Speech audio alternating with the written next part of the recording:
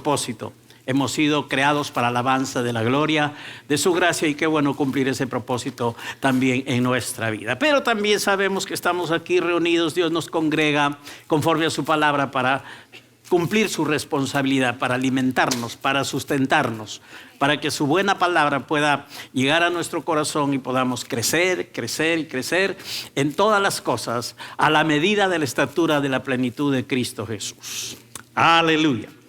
Bueno, estas semanas nos ha estado ocupando en cuanto a la palabra de Dios el tema acerca de las buenas obras que Dios preparó de antemano para que anduviésemos en ellas. Y tremenda bendición realmente entender qué son las buenas obras, cuáles son las buenas obras, la razón de las buenas obras y todo lo que hemos ido aprendiendo. Todavía no acabamos. Todavía no pongan fin ahí en la serie de sus escritos que tienen ahí a la mano. Pero hoy vamos a hacer un paréntesis, ¿verdad? De vez en cuando suele suceder eso cuando estamos así teniendo series de enseñanza, porque, bueno, pues el Espíritu Santo nos conoce, el Espíritu Santo y Dios sabe todo lo que estamos necesitando. Siempre decimos que Dios no nos da lo que queremos, a veces sí, pero no siempre, pero siempre nos da lo que necesitamos. Amén. Entonces, el Espíritu de Dios ha traído a mi corazón para hacer un paréntesis y compartir una palabra que yo sé que estamos necesitando, que la iglesia tiene que recibir de parte del Señor para ser ayudados y seguir viviendo en victoria. Porque de eso se trata. Cristo ganó la victoria y Cristo nos dio esa victoria, y dice la palabra que somos más que vencedores en Cristo Jesús. Yo creo que esta palabra nos va a ayudar para vivir en victoria y manifestar que somos más que vencedores en Cristo Jesús. Entonces hacemos un paréntesis, un buen paréntesis, y luego la seguimos. ¿Qué les parece? ¿Están de acuerdo?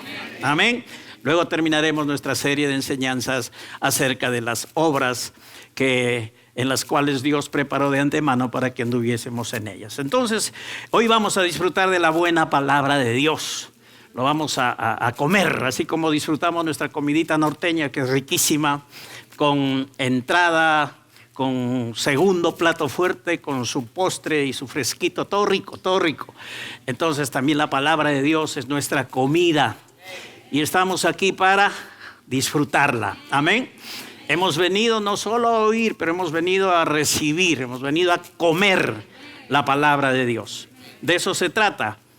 El profeta Jeremías dice que él buscó la palabra, que la encontró y la comió. Y entonces eso fue motivo de alegría y de gozo en su corazón. Cuando tú vas a un restaurante, obviamente no te vas a admirar el decorado, aunque te puede impresionar el decorado, pero ya tú sabes que vas al restaurante a comer. Tienes que comer, y puede estar ahí todo lindo y todo ser bonito, e inclusive puede estar el buffet servido, pero tú tienes que comer. Tienes que poner el alimento dentro de ti, eso te va a satisfacer, te va a ayudar y va a dar a tu cuerpo todo lo que tú necesitas. Por supuesto, sin exceso. No dejando vacía el área de postres por ahí y de carbos que tanto llaman la atención porque son ricos.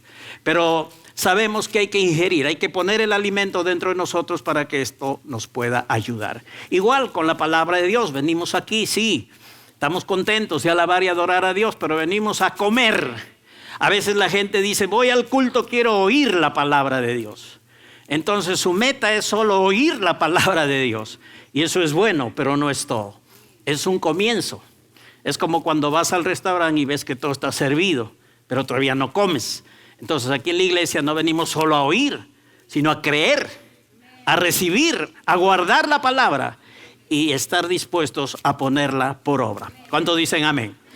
Entonces el tema de hoy día tiene que ver con el hecho de que el Señor quiere que descansemos en Él, que reposemos en Él. ¿Hay dificultades? Sí. ¿Hay cosas que no nos gustan que pueden estar pasando en nuestra vida? Claro. No hemos orado por ellas, pero han aparecido así y están ahí. Pero ¿cuál tiene que ser nuestra actitud?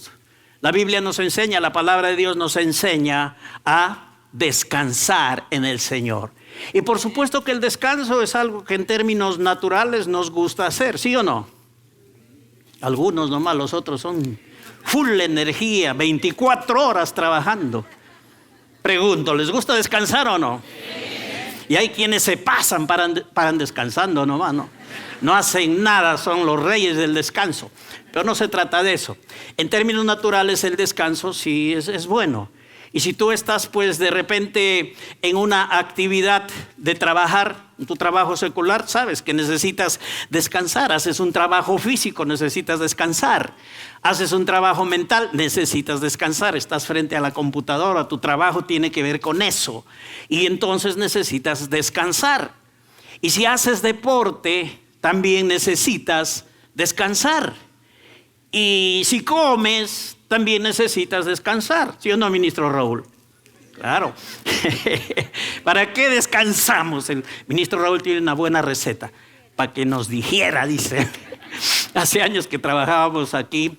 Una anécdota que siempre yo me acuerdo y lo estábamos compartiendo. Y estábamos haciendo los trabajos acá de limpiar este ambiente, este terreno. Y de hacer muchas cosas en ese tiempo para acondicionar este ambiente. Para lo que hoy es, pero en sus comienzos. Entonces todos veníamos, los hermanos que estábamos a trabajar. Las hermanas por las células traían comida. Había una sana competencia, quien daba la mejor comida. Y los trabajadores felices, por supuesto. O las redes se esforzaban, pues, ¿no? Y bueno, una vez veo al hermano, al ministro Raúl, descansando después del almuerzo ahí, después de haber papeado bien. Se notaba que había comido bien. Y entonces lo veo ahí y le digo, ¿qué hace? Aquí estoy descansando para que me digiera, me dice, ¿no? Descansamos para que nos digiera también. Ok, es bueno descansar. Es necesario que descansemos. El cuerpo pide descanso, el espíritu también, pero un descanso en el Señor. Se trata de que descansemos en el Señor. Este es un descanso mucho mejor que el descanso natural y es más necesario aún para nuestra vida. Es el descanso en el Señor. ¿Por qué? Porque el mundo nos invita a estar agitados por las situaciones. Los problemas nos quieren mover a una velocidad que nos agote y nos quite toda la energía y nos dañe. En el mundo la gente pues suele vivir así. Pero nosotros como iglesia no estamos para vivir agitados en medio de las circunstancias. En el ámbito espiritual, en la iglesia, que es a donde nosotros pertenecemos, donde nos encontramos, tenemos que descansar y reposar en Él. ¿Cuántos de ustedes creen que Dios es un Padre que los ama? Yo siempre pienso en esto y lo he hablado una y otra vez y es como parte de mí esta expresión que Dios es un Padre responsable. Dios es un Padre responsable. Pero ¿cómo es que nuestro Dios ejerce su responsabilidad con nosotros? ¿Cómo es que nuestro Dios cuida de nosotros? Sencillo, Él lo hace por medio de alimentarnos, dándonos su palabra. Así cuida Dios de nosotros.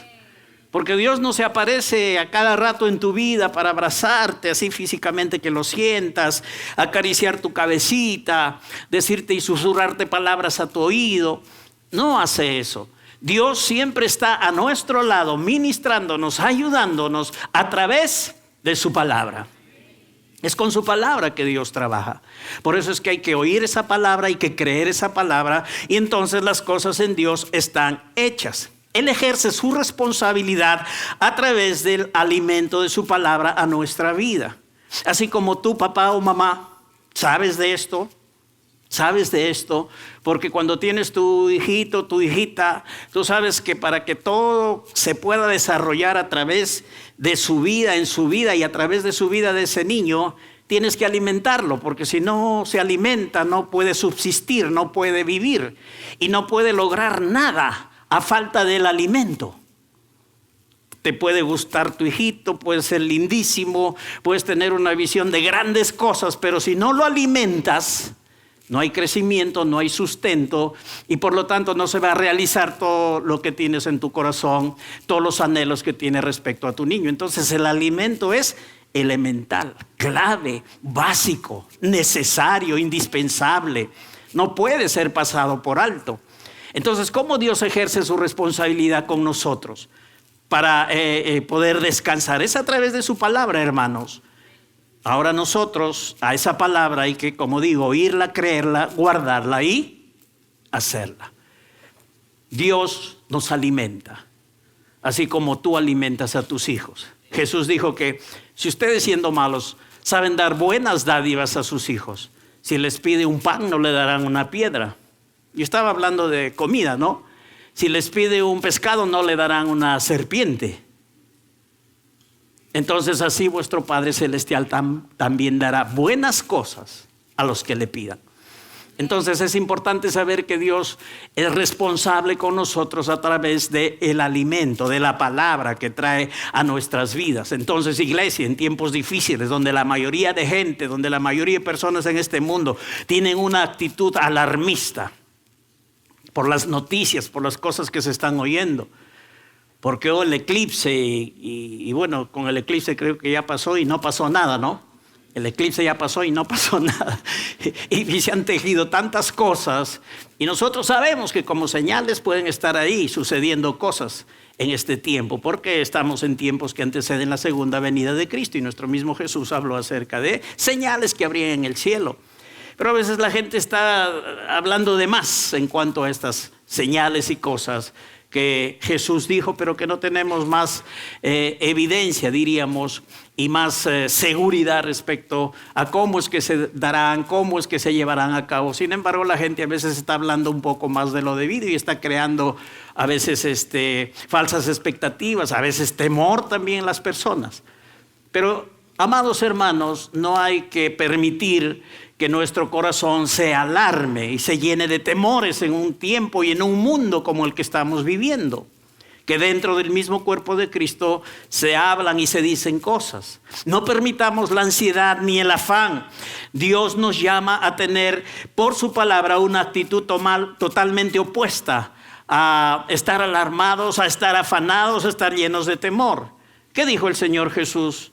¿Y qué nos dice el Señor Jesús hoy a nosotros que somos su iglesia y que somos miembros de su cuerpo, cada uno en particular? ¿Cuál es la palabra de Jesús para nosotros hoy día? Es la siguiente.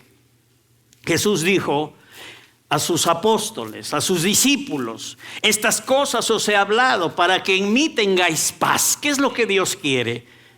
Que seamos gente de paz. Pero no buscando la paz en el mundo, sino Él dijo para que en mí tengáis paz. Él es el príncipe de paz. ¿Queremos la paz verdadera? Jesús dijo: yo mis paz les dejo y mi paz os doy, pero no como el mundo lo da. Porque todo lo del mundo es engañoso, es aparente, pero lo de Dios es real. Cristo es el verdadero príncipe de paz. Y la verdadera paz es la que viene de parte del Señor Jesucristo. Entonces Él dijo: estas cosas les he hablado para que en mí tengáis paz. Ahora Él dijo también a sus discípulos: ustedes van a tener aflicción, o sufrimiento, o tribulación, o apretura, o pruebas y tristezas, opresiones, estrecheces, angustias, persecuciones. Esa palabra aflicción en el original tiene todas estas connotaciones. ¿Qué significa cuando Jesús dijo: en el mundo tendréis aflicción? Que va a haber sufrimientos, tribulaciones, apreturas, apretujamientos, diríamos, soga al cuello, pruebas y tristezas, presiones, estrecheces, angustias y persecuciones. Pero gracias a Dios que Jesús no puso un punto final ahí. Él siguió hablando y dijo: pero confiad, en el mundo tendréis aflicción, seréis expuestos a presiones, estrecheces, pruebas, tristezas y tribulaciones, pero confiad. Este es un buen pero, que no es como excusa, más bien es algo que nos llama a la confianza en Dios. Pero confiad, dijo: yo he vencido al mundo. Y siempre en la Biblia encontramos, Antiguo y Nuevo Testamento, esta expresión acerca de confiar en Dios. Y sabemos que confiar es no dudar, creerle al Señor. Pero esta palabrita aquí es bastante especial, porque el término confiar aquí, en lo que habló Jesús cuando dijo: pero confiad, yo he vencido al mundo, no significa solo que tú le creas a Dios y estés realmente confiando en su palabra, sino significa que tengas valor y que seas valiente. Que tengas valor y seas valiente.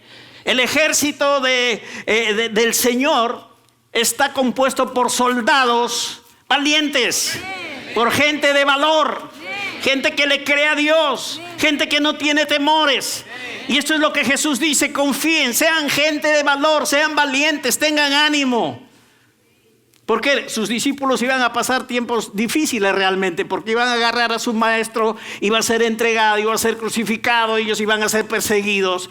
Y le dijo, ustedes necesitan mostrar valor, valentía. ¿Cuánta gente valiente tenemos aquí esta mañana? Digan, soy valiente en Cristo. Yo confío en Cristo y soy valiente en Él.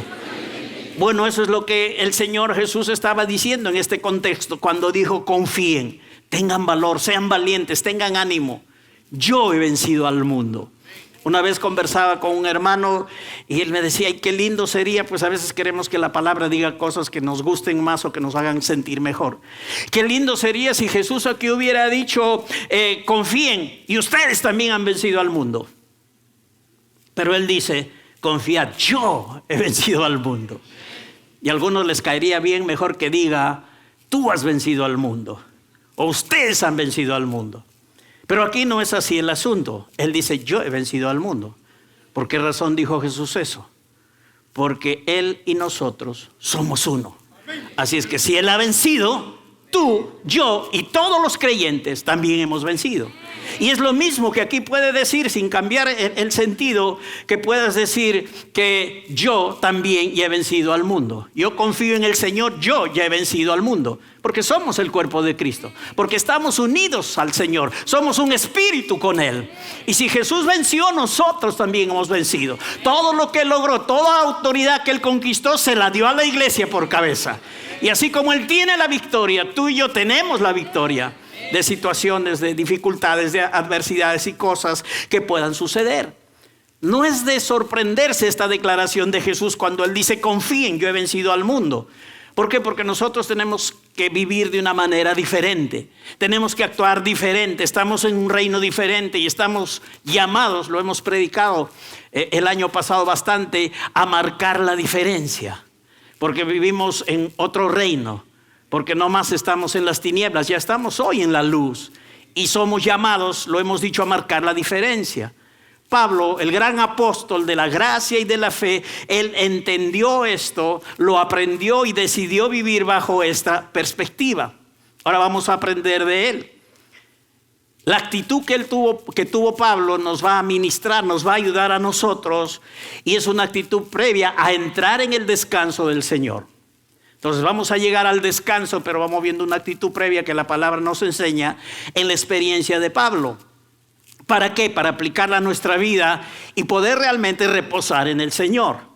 ¿Y cuál es esa actitud previa? ¿Qué se llama esa actitud previa que le va a permitir a Dios obrar en nuestra vida? Se llama contentamiento. A veces decimos, estoy contento o alegre de la boca para afuera, pero adentro hay frustración, hay dudas, hay temores. Y la vida cristiana no se trata de eso. La vida cristiana se trata de que adentro, en tu interior, en tu corazón, estás persuadido, convencido de la realidad de Dios, de la verdad de su palabra, de sus promesas, de quién es Cristo para ti, y eso lo sacas y lo expresas. No es solo que trates de expresar cosas que en tu corazón no están, sino lo que hay dentro de tu corazón, que tú lo expreses, porque en tu corazón has recibido la palabra, en tu corazón confías realmente en Dios, en tu corazón estás persuadido al 100% que lo que Dios dice es la verdad y estás expectante del obrar del Señor en la vida tuya. Entonces no hay apariencia, sencillamente hay convicción. Hay que estar contentos de verdad como hijos de Dios. Ay, pastor, pero sí quisiera, pero no lo siento. No tienes que sentir. Si no haces tu vida una vida de contentamiento, aprende a estar contento. Porque escucha el apóstol Pablo lo que él dice. Él dice que él aprendió a tener contentamiento. Hoy la gente, en vez de estar contenta, vive amargada. Y de la amargura pasan rápido a la cólera. Y después al gran enojo. Y después a la gritería. Y después a la maledicencia. Es un caminito. Y comienza con lo que la palabra de Dios llama amargura. Lo opuesto al contentamiento es vivir amargados, enojados. Y cuando uno vive amargado y enojado, oye bien esto, la misma escritura, a quienes somos tan bendecidos de saber de la gracia de Dios, tan bendecidos de haber visto la gracia de Dios en nuestra vida, pero hay que cuidarnos de que esa gracia se mantenga operando, no permitiendo en nuestra vida nunca la amargura. Hay gente que le parece que estar enojados y amargos es parte de su carácter y que no pasa nada que sean enojones y amargados. Pero no es así. La amargura está tachada para los hijos de Dios. Hay una X ahí, grandota, que dice no a la amargura. No debemos permitir la amargura. Vamos a ver de qué se trata y cuál es el significado. Quizás ni te imaginas el significado de la amargura. Yo he sido sorprendido por el significado de la amargura. Siempre he oído amargura. Hemos hablado de que no hay que amargarnos. O tal persona es bien amarga y cosas así. Pero ¿qué realmente significa la amargura? La palabra de Dios dice: mirad bien, no sea que alguno deje de alcanzar la gracia de Dios, que brotando alguna raíz de amargura, una raicita nomás, no tiene que ver un palote, un palazo, algo tan manifiesto de la amargura, pero alguna raíz de amargura os estorbe y por ella muchos sean contaminados. Y aquí vemos varias cosas. Primero, que la gente amarga deja de alcanzar la gracia de Dios por su actitud, porque un corazón amargo no está satisfecho. No está libre para confiar y creerle a Dios. No está contento. Por eso la amargura es opuesta al contentamiento. Entonces lo primero que vemos aquí es que si hay alguien amargo con una raíz de amargura, deja de alcanzar la gracia de Dios. No es culpa de Dios. No es culpa de la palabra. No es culpa de la iglesia. Es la persona que ha permitido la amargura en el corazón. Luego viene la cólera, el enojo, la gritería, la maledicencia, como en el libro de Efesios está esa escalerita que comienza con la amargura y te lleva hasta la maledicencia, ser una persona que maldice. Y Pablo dice: quítense de vosotros toda amargura, saquen de ustedes toda amargura. La amargura entonces impide que la gracia de Dios esté operando en la vida de las personas, pero también estorba, sí, estorba a la persona misma y también estorba a otros. Y otra característica de la amargura es que es sarampión, es viruela, es contagiosa. Esa no opera solo en el corazón de una persona. La amargura se contagia. Dice: esta amargura va a estorbar y por ella muchos sean contaminados. ¿Qué significa amargura? El término es picría, así como suena, con K, picría. ¿Y saben cuál es su significado? Veneno punzante. Ay, yo pensaba que era algo amarguito nomás. Claro, amargura tiene con algo amarguito. Pero ese algo amarguito es veneno punzante.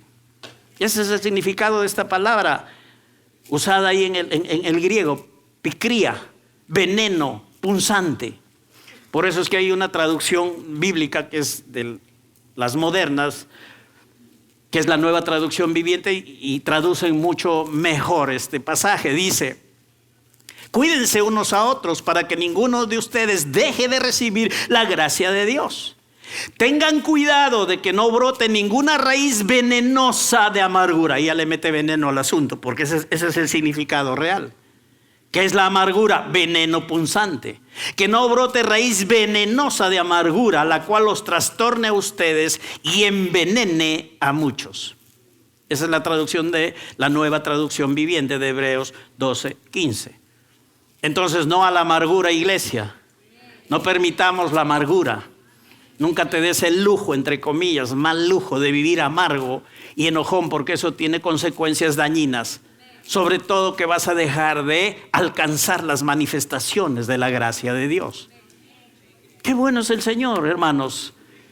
Cuánta gracia manifiesta en nosotros enseñándonos estas cosas que en la práctica muchas veces impiden, y la gente se pregunta: ¿por qué así? ¿Por qué a mí? ¿Por qué me pasa esto? Es por amargón, pues. Por enojón dejas de alcanzar la manifestación de la gracia de Dios. Y eso dice la palabra del Señor. Como dice el ministro Galarza, yo solo transmito. Dios está diciendo, esa es una buena frase. Acá los ministros, el pastor, solo transmitimos, es la palabra de Dios, lo están leyendo en la Biblia, están viendo en la Escritura. Que la Escritura dice, cuídense unos a otros para que ninguno de ustedes deje de recibir la gracia de Dios. Tengan cuidado que no brote ninguna raíz venenosa de amargura, la cual les trastorne a ustedes y también envenene a muchos. Es la palabra de Dios.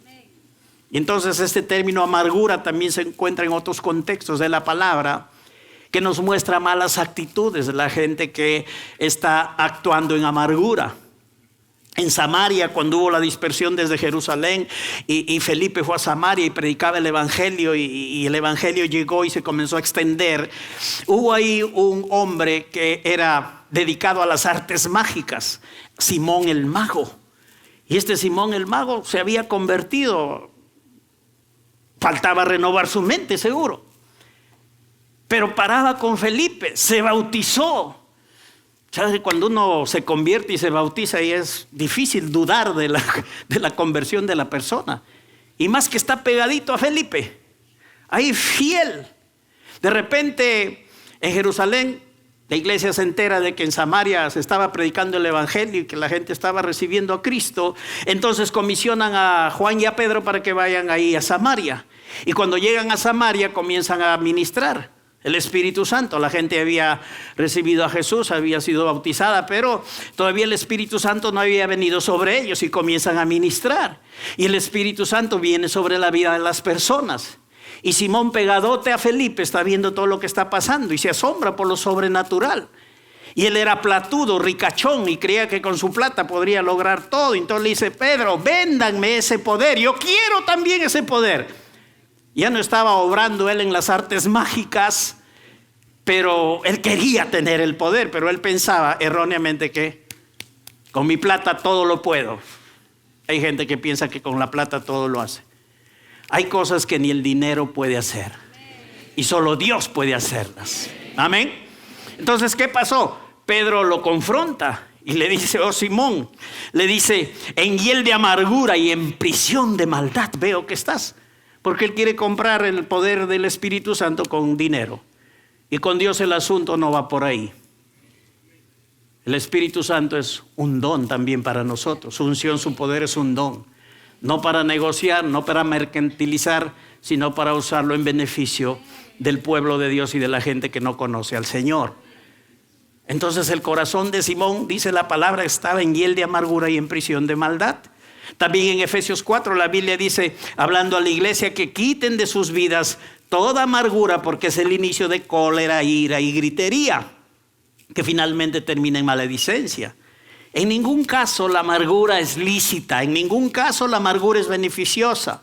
Por el contrario, espiritualmente es un veneno mortal. Miremoslo así porque es lo que la Biblia nos enseña. Es algo que significa veneno punzante. Entonces puedes estar acostumbrado a decir estoy amargo, tal persona es amarga, pero recuerda que hay veneno en la amargura. Entonces tú no lo permitas en ti y ayuda a los enojones y amargos porque adentro hay veneno punzante.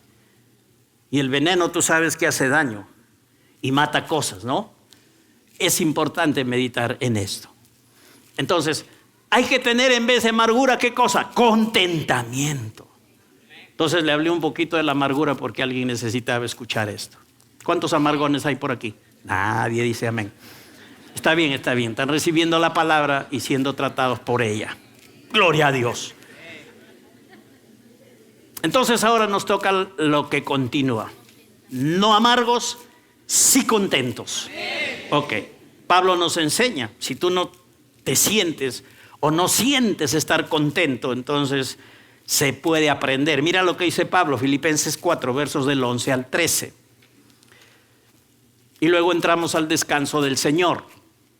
Ok, porque eso es lo que el Espíritu Santo quiere poner en nuestro corazón.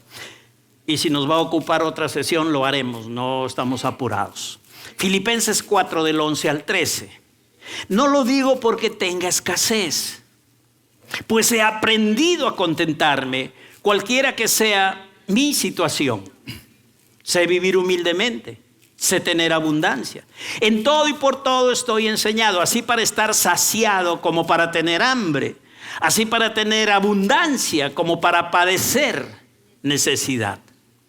La Biblia, la palabra, dice: tengo experiencia de pobreza y de riqueza, estoy perfectamente entrenado para todo, para estar harto y para pasar hambres, para nadar en la abundancia y para vivir con estrechez. Ese es el testimonio del apóstol Pablo.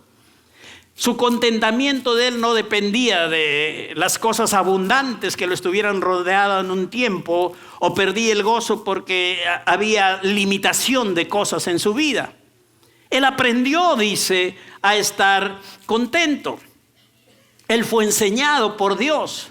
Fue enseñado porque él, antes de ser cristiano y antes de ser el apóstol Pablo, que fue usado grandemente por el Señor, él fue un perseguidor de los cristianos, de la tribu de Benjamín, fariseo de fariseos, ¿no? Reconocido tremendamente en el contexto judío. Él gozaba de buena posición, gozaba seguramente de dinero, gozaba de cosas. Pero él dice aquí, dando su testimonio, que él aprendió a estar contento, tanto en la abundancia, cuando uno está rodeado de buenas cosas y dice gloria a Dios, Dios es Dios de bendición.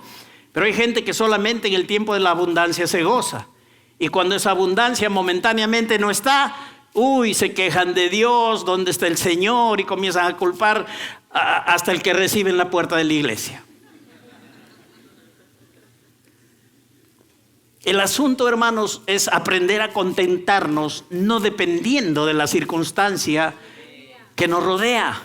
De que si tenemos ya una manifestación grande de Dios, o si no la tenemos, entonces estar enojados, indiferentes, amargos, quejarnos de Dios. No, eso es algo equivocado.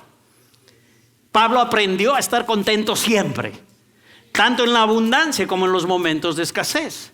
Sí, a veces podemos estar en un tiempo de abundancia excelente, todo sale a pedir de boca, los negocios, todo lindo, pero de repente pasa algo que ni siquiera te imaginaste, y de repente de la abundancia te encuentras en un momento de escasez.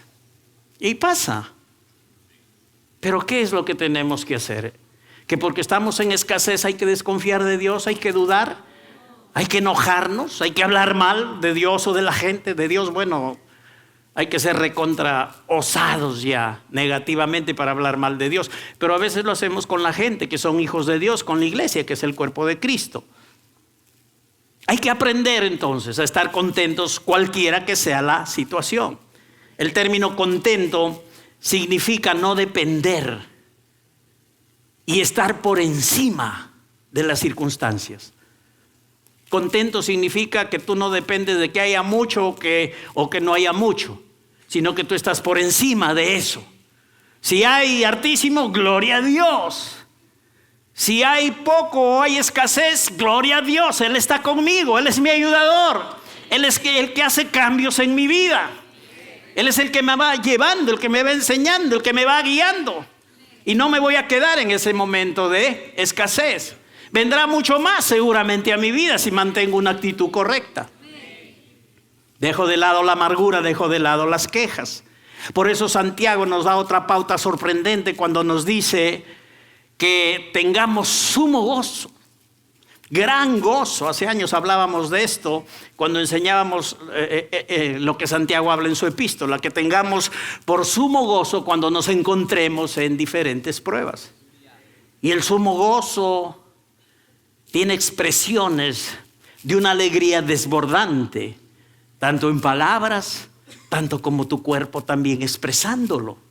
El sumo gozo, puedes estar gritando, puedes estar dando gloria a Dios de una manera distinta a lo normal, pero también puedes estar saltando, danzando en la presencia del Señor.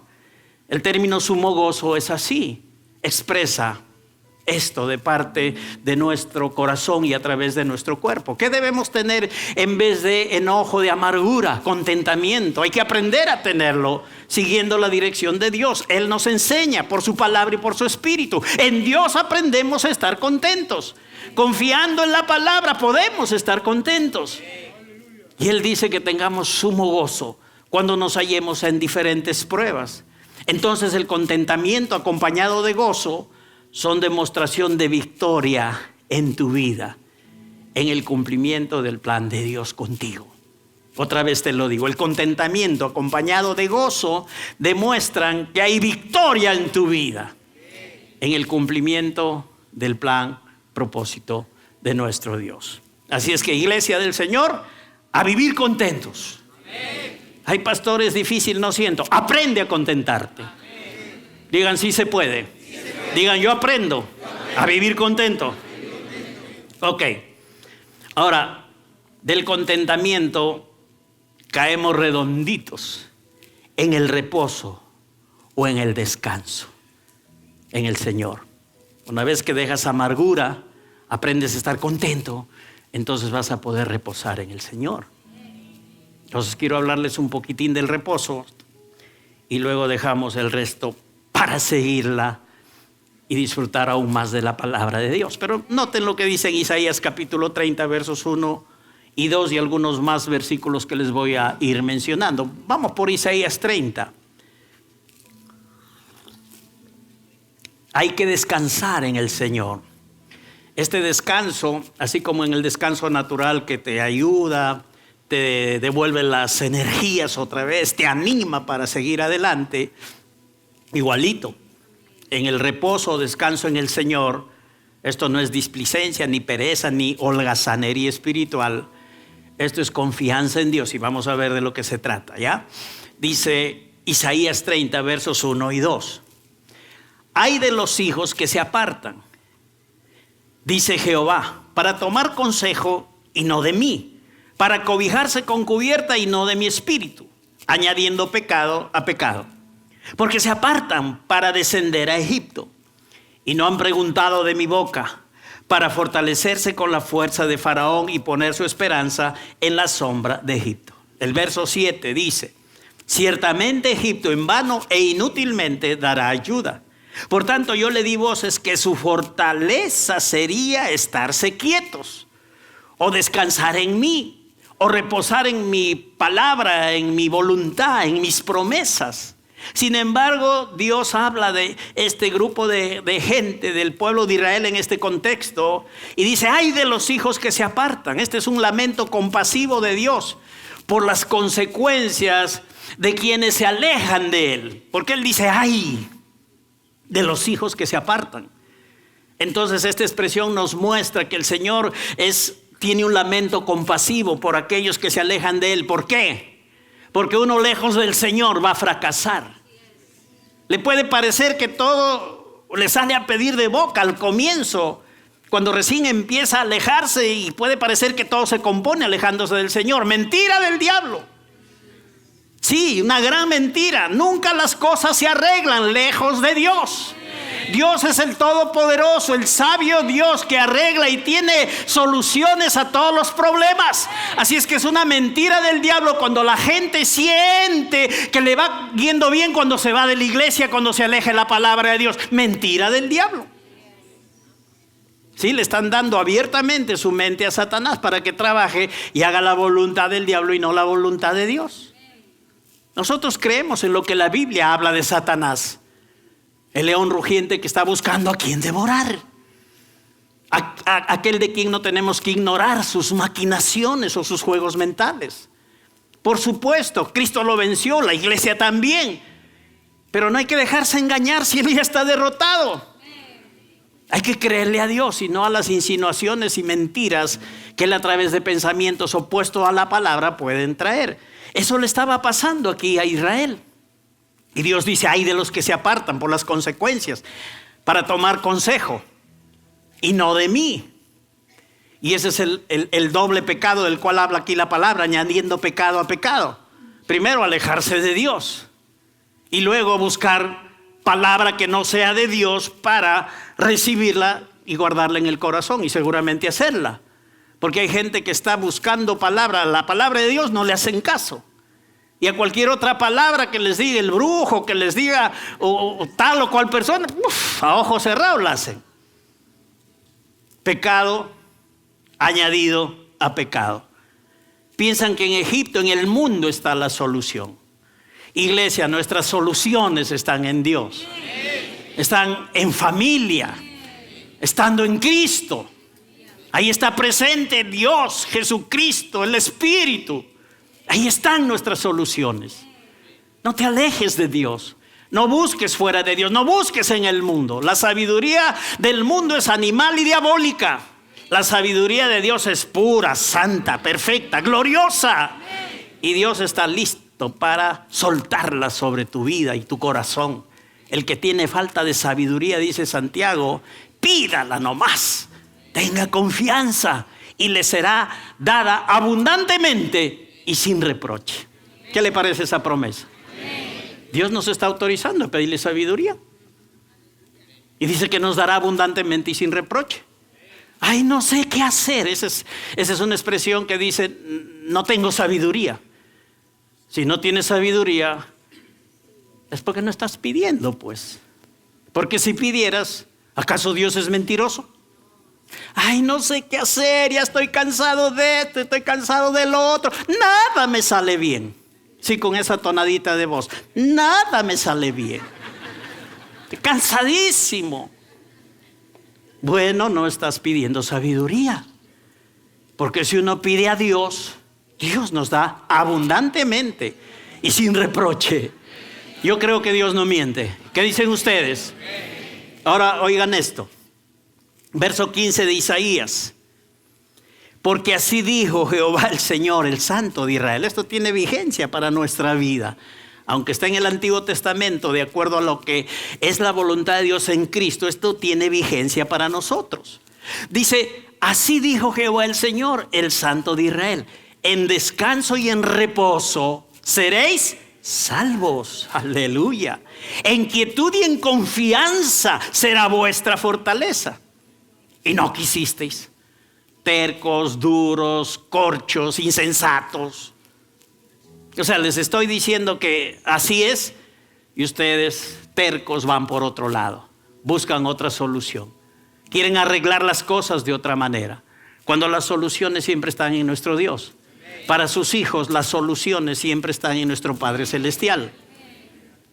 Y yo les he dicho que en descanso y en reposo van a ser salvos. Confíen. Esténse quietos. No estén agitados buscando soluciones en otros lares. Confíen en mí, descansen, reposen. Pero no quisisteis, sino que más bien dijisteis, huiremos en caballos, por tanto huiréis sobre corceles y veloces cabalgaremos. Por tanto serán veloces vuestros perseguidores también. El verso 18 de Isaías 30 dice, por tanto Jehová, qué bueno es el Señor, qué bueno es nuestro papá. Aún este pueblo duro de cerviz, desobediente abiertamente al Señor. Pero miren lo que dice el Señor en el verso 18. Por tanto Jehová esperará para tener piedad de vosotros. Por tanto será exaltado teniendo de vosotros misericordia. Porque Jehová Dios es justo. Bienaventurados todos los que confían en Él. Quiero hablarles un cachito, quiero hablarles acerca de la espera del Señor. La vida que Dios da es eterna. La espera del Señor no es eterna. Hay gente que quiere vivir pensando que Dios le va a esperar, no sé, toda la eternidad para trabajar y tratar con su vida. Dios es espera, Dios es paciente, pero Él sabe hasta dónde y hasta cuándo va a esperar. La vida de Dios en Cristo es eterna, pero su espera, iglesia, que tiene que ver con que Él realmente está expectante de que tú decidas creer su palabra y hacer su palabra, buscarle en su palabra, como cuando decides prender la luz para terminar con las tinieblas.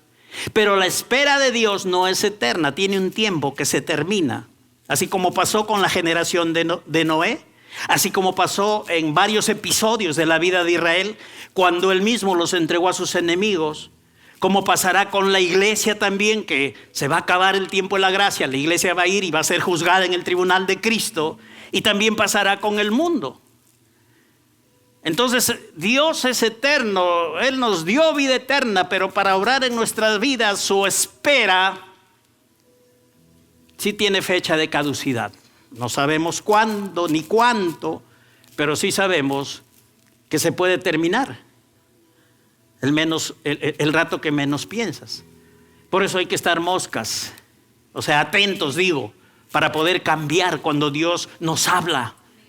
Dios no está jugando, no estamos jugando a la iglesia.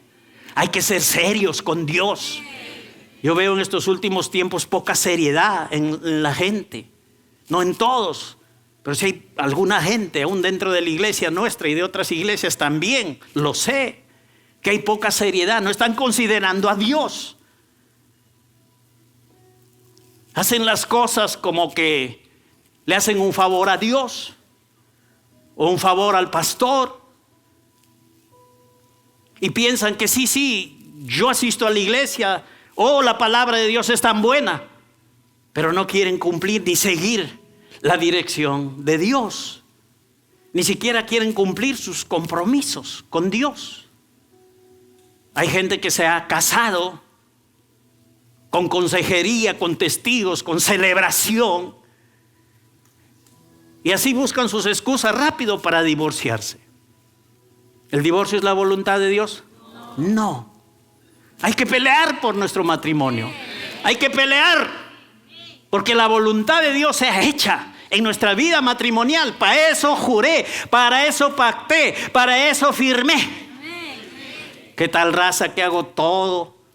En la iglesia invierten tiempo dándome charlas, casándome, haciendo un montón de cosas para el final. Ay, no me comprendo. No pensé que era así. Ay, que por aquí, ay, que por allá. Mejor me divorcio. Eso se llama cobardía. No ser valientes para asumir nuestros retos, nuestros pactos que hemos hecho delante de Dios. Es doloroso al corazón de Dios, del pastor, del liderazgo, que la gente es como una burla delante de Dios. Y tiene la gente su excusa, pues. Es que no me entiendo, es que es así, es que es asá. Y esto es de los dos bandos, de hombres y de mujeres. Y para casarse han estado súper bonitos, súper de acuerdo. Que oraron, que ayunaron, que fue la voluntad de Dios. Y después cuando se casan, eso no es así. Eso es mentira del diablo en la mente de quienes lo reciben. Dios nos puede ayudar, hermanos, en nuestro matrimonio para ser felices y superar cosas. Pero hay que oírle, hay que descansar en Él.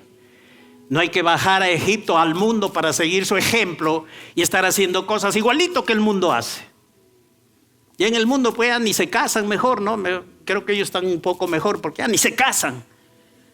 No hacen pacto, ya viven nomás ya. Pero en la iglesia la gente se casa, adquiere compromisos, está delante de Dios, tiene testigos. Y así de fácil. Es que no me comprendo. Es que usted, pastor, no sabe el infierno que yo vivo. Sí lo conozco, sí sé. Ministro Raúl sabe, ministro José sabe, yo sé, mano Daniel sabe, Jaimito sabe, sabemos, porque también tenemos matrimonio, también somos hombres en crecimiento, también nuestras esposas están en crecimiento, también sabemos, hemos pasado, hemos sido tentados a tirar la toalla, pero hemos decidido permanecer fieles a nuestro Dios y al pacto que hicimos. 34 años para la gloria de Dios. Imperfecto yo, Dios y su palabra perfectos, ayudándome a crecer. Y mi esposa también ayudándome, perdonándome, respaldando mi vida. Y por eso estamos donde estamos. De buenas a primeras hubiera dicho este fascineroso, mejor me voy. Pero ella hizo un pacto con Dios, igual que yo también. Y permanecemos.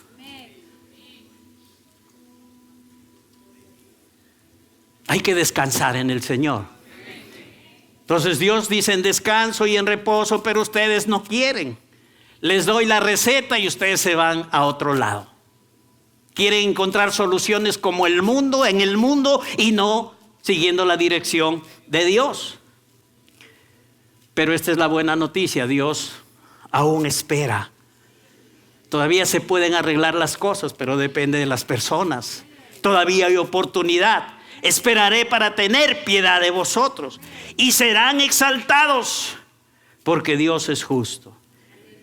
Dichosos doblemente, bienaventurados todos los que confían en Él. Entonces, iglesia, necesitamos decirle no a la amargura. Necesitamos aprender a estar contentos y necesitamos descansar y reposar en Dios, siguiendo la dirección que Él nos da, confiando en Él, haciendo lo que su palabra nos dice. La confirmación de que reposas o descansas en el Señor está en que oyes la palabra y decides hacerla. Te olvidas de lo que sientes, de lo que te han hecho, de lo que la gente dice, y te dedicas exclusivamente a obedecer a Dios. Ahí está tu victoria. Ahí está el poder de Dios. Ahí está el cumplimiento del plan de Dios en tu vida y a través de tu vida. ¿Qué es reposar o descansar en el Señor? Dejamos el título ahí y la vamos a seguir. ¿Está bueno o no está bueno? Ok, entonces tenemos más pan guardado para mayo. Y vamos a seguir recibiendo la buena palabra de Dios.